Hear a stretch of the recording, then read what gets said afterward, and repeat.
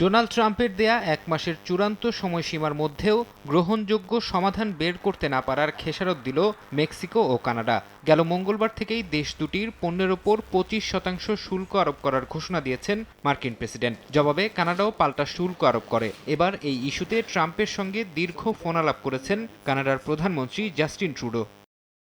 সামাজিক মাধ্যম truth সোশ্যালে Donald Trump জানিয়েছেন, বুধবার ট্রুডোর সঙ্গে তার ৫০ মিনিট ফোনে কথা হয়েছে। দুজনের বন্ধুত্বপূর্ণ কথাবার্তা হয়েছে জানিয়ে ট্রাম্প বলেন, এদিন ট্রুডো তার কাছে শুল্কারোপের বিষয়ে কি করা যেতে পারে তা জানতে চান। জবাবে মার্কিন প্রেসিডেন্ট বলেন, ফ্যান্টানিল মাদকের কারণে অনেকের মৃত্যু হয়েছে। এই মাদক কানাডা ও মেক্সিকো সীমান্ত হয়ে যুক্তরাষ্ট্রে প্রবেশ করে। তবে এখনও নিষিদ্ধ এই মাদক প্রবেশ বন্ধে প্রয়োজনীয় ব্যবস্থা নেওয়া হয়নি।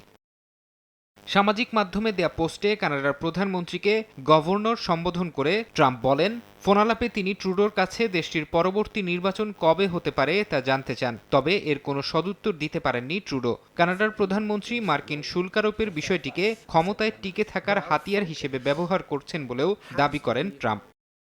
যুক্তরাষ্ট্রের নতুন শুল্ক নীতিকে অযৌক্তিক আখ্যা দিয়ে বিশ্ব বাণিজ্য সংস্থা ডব্লিউটিওতে আনুষ্ঠানিকভাবে অভিযোগ জানিয়েছে কানাডা। রয়টার্স এক প্রতিবেদনে জানায়, জেনেভায় সংস্থাটিতে নিযুক্ত কানাডার রাষ্ট্রদূত নাদিয়া থিওডোর বুধবার এক বিবৃতিতে এই অভিযোগের বিষয়টি নিশ্চিত করেন। ডব্লিউটিওর নিয়ম অনুযায়ী আগামী ৬০ দিনের মধ্যে দুই পক্ষের মধ্যে চলমান সমস্যার সমাধান না হলে কানাডা আনুষ্ঠানিকভাবে বিচারিক প্যানেল গঠনের আবেদন করতে পারবে।